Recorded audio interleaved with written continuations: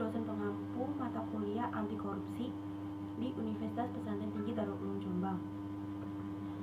Seperti yang kita ketahui, korupsi masih menjadi masalah serius di banyak negara, tak terkecuali Indonesia. Indonesia menduduki posisi ke-89 di dunia dengan poin 38 berdasarkan indeks perseptif korupsi. Dari pemerintah daerah hingga pemerintah pusat tak luput dari jerat korupsi. Tak tanggung-tanggung, nilai kerugian negara akibat kasus korupsi bahkan mencapai triliun rupiah.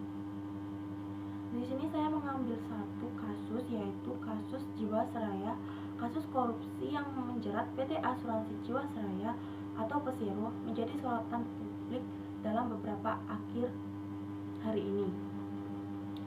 Mengalami gagal bayar polis kepada nasabah terkait investasi saving fund sebesar 12,4 triliun rupiah.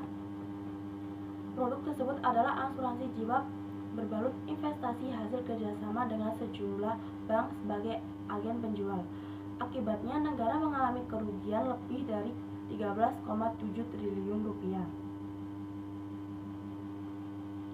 Presiden Joko Widodo menuturkan dalam pidatonya ada disinggung mimpi NKRI tahun 2045. Jadi secara eksplisit atau implisit pasti indeks di dalamnya pemberantasan korupsi, sebab mimpi Anda tahun 2045 akan sulit tercapai kalau perilaku korup masih berlanjut sampai sekarang.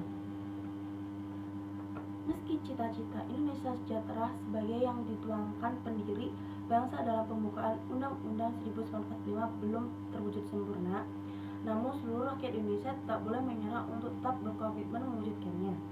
Ini tujuan bernegara adalah untuk memajukan kesejahteraan rakyat.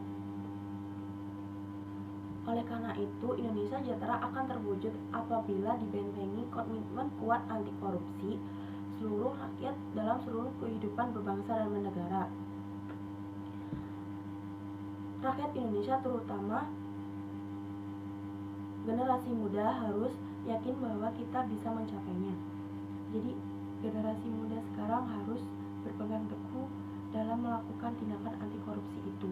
Jadi kalau misalnya kita udah ditanamkan nilai anti korupsi, pasti Indonesia pasti akan sejahtera, makmur, dan berjaya.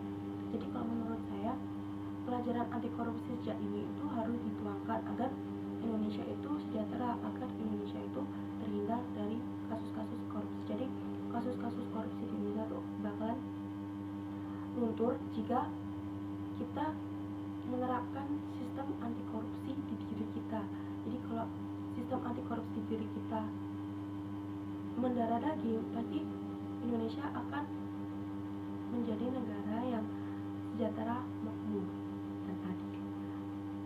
Itu pendapat saya tentang Indonesia sejahtera tanpa korupsi. Kurang lebihnya mohon maaf jika ada salah kata atau tutur kata yang kurang baik. Mohon dimaklumin karena saya juga lagi belajar ini. Jadi sekian dari saya. Wassalamualaikum warahmatullahi wabarakatuh.